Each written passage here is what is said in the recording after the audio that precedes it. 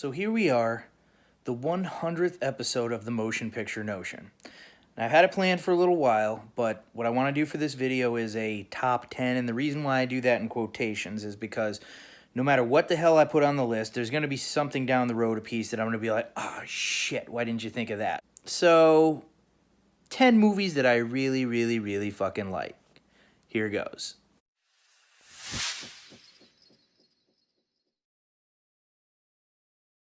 This was, honestly, I think, Tim Burton's last really great movie. In fact, it was, to date, his best. Not to say that Beetlejuice and Edward Scissorhands and all those original things weren't really cool, but Big Fish was so meaningful. It was so, like, uplifting, and even the sad parts, it just made you want to, like, go out and live your life. Super fantastic movie, very uplifting, highly recommend it to anybody.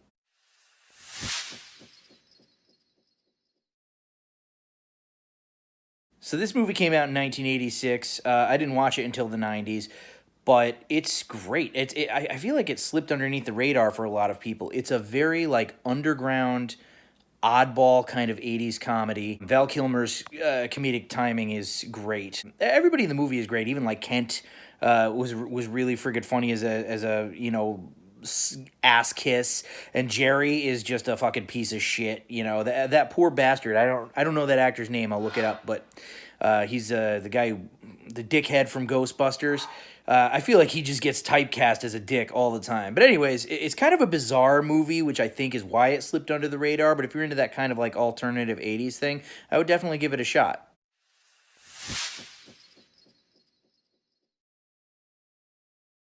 So a concept way ahead of its time. Okay, it is hands down my favorite graphic novel of all time.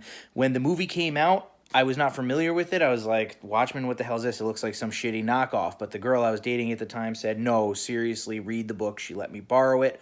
Couldn't put it down. It was a fantastic book. And this movie nailed it almost page for page. As a diehard fan of the graphic novel, there are a few nitpicky things that I could say, but it really was as though Zack Snyder like went out of his way to make the movie as much like the graphic novel as it could possibly be. And it's really a shame that Alan Moore got fed up just before Watchmen with like all the butchering of his work, because I think he would have really been proud of this movie.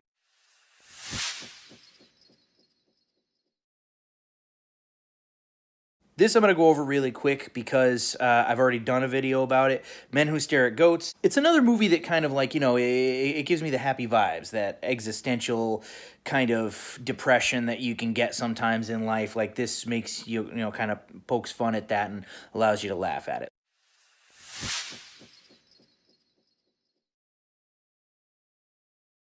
Here's another movie that I have already done a review for. In fact, it had its own video. Blade Runner 2049, and honestly, I'll include the original Blade Runner in this because that was such a fucking fantastic piece of cinema. It was art, really. It was art. It was so deep to a level that nobody could have imagined.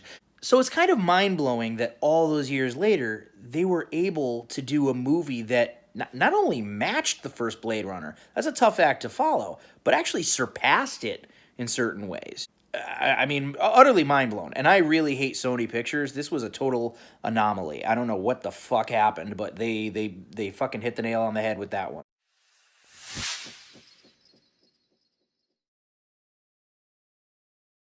Jaws. I'm not going to get too into this because I want to do a video with my buddy who's a huge Jaws fan, and maybe we'll do one about the whole franchise. But this is one of the three movies that, in my opinion, can never be remade. It can never be remade because it can never be equaled. I had read the book, and I'm here to tell you right now that the movie is better than the book. The book, Hooper is actually kind of a scumbag, and there's this whole, like, unnecessary like side thing where he's like banging Brody's wife, where in the movie the thing that made it great is the characters, is the relationship between them, how they were all sort of like forced into this thing together. I mean, Brody wouldn't even be on the fucking water if he had a choice. Quint is just this crotchety old dude who survived, you know, shark encounters early in his life, and he's rough around the edges and has a tendency to piss everybody off. And Hooper is like this fucking college guy who kind of, you know, I mean, he knows like a lot of the textbook shit, but where he and Quint kind of clashes, it's like, you know, he's sort of like, Yeah, okay, you read your fucking textbooks, but you never been out here on a boat. You never done what I did. You never survived what I survived. And that's what made the movie great. I mean, that and Spielberg's choice to not show the shark so soon. When you did see the shark, it was like, fuck. Like, it is, I mean, one of the scariest movies ever made, no doubt, because I can't think of a horror movie that has ever affected somebody, especially their willingness to go to the beach, than Jaws.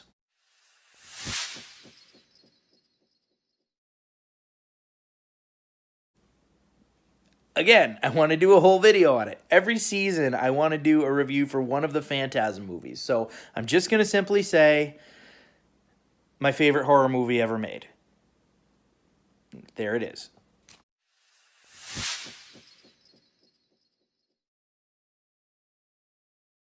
This movie is a clusterfuck, but in the best possible way. And once again, I have already done a review for it, but just to re-emphasize, this movie has like everything mashed into one. It's done in a way that would normally be probably kind of sloppy and like uninteresting and forgettable, like a cash grab, like action flick kind of a thing. But to call Big Trouble in Little China, that is not fair at all, because it incorporates all these things in such a quirky, weird way. It's like a 1 in a million shot that it would have ever worked, but it fucking did. Oh, it's got a little bit more of a following now than it did in theaters. It got pretty much killed by like Siskel and Ebert, but it has a cult following now. And I talked to John Carpenter. He didn't say definitely no, but here's hoping that they make a fucking sequel.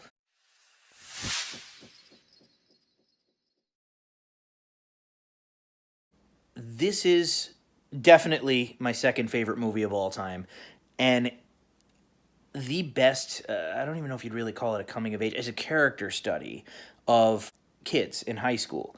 And first of all, the writing is great. It makes you laugh almost throughout, but it also makes you very emotional, and it makes you connect with these people. And you kind of, it's almost like you're a part of the Breakfast Club, and like you get to kind of like, they're bearing their soul to you, and you're bearing your soul to them. And you, as well as they, come to the inevitable conclusion at the end of the movie that, we're all kind of the same, even though our circumstances are a little different. It was just perfect execution. Like, and it is one of the three movies, like Jaws, that I said can never be remade, for the reason that they will never be able to outdo or even match it, unless they wanted to wait until, like, all the fans of the original Breakfast Club were dead, and maybe like a century from now do like what is the equivalent then.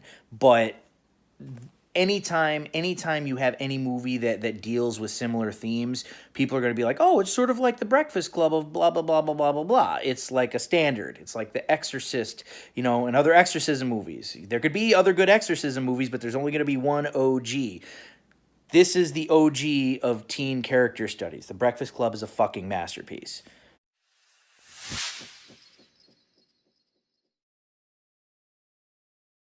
Bum. Best fucking movie ever. No, dude. Back to the Future is literally, I've been watching it my entire life. For as long as I can remember, before I was in elementary school, I was watching Back to the Future.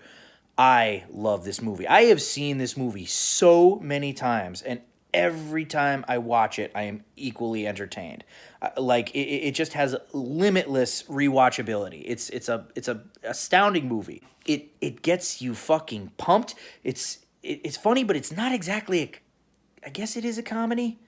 It's kind of a comedy, but it gets you pumped up in a way that a comedy doesn't. Like, the ending to that movie is so fucking epic. So fucking cool. The music is great. The direction is great. Michael J. Fox is great as Marty McFly. I don't know how what's his face did, the fucking guy, Eric Stoltz, who was originally supposed to play Marty McFly. Eric Stoltz is a great actor, but from what I gathered, he was a little too like serious. Like, Michael J. Fox had that fucking comedic timing that really worked. And I am curious to see the footage, the old footage, because I heard that they filmed like half the damn movie with this other actor as Marty. As much as I would like to see that, just based on sheer curiosity, this movie came out perfect. Can't be remade. It's perfect. And that's my top 10, ladies and gentlemen, or, you know, my top 10 for now. Maybe, you know, another 100 episodes later, I'll have a completely different list for you guys. But, yeah, thanks for tuning in, and that's all she wrote.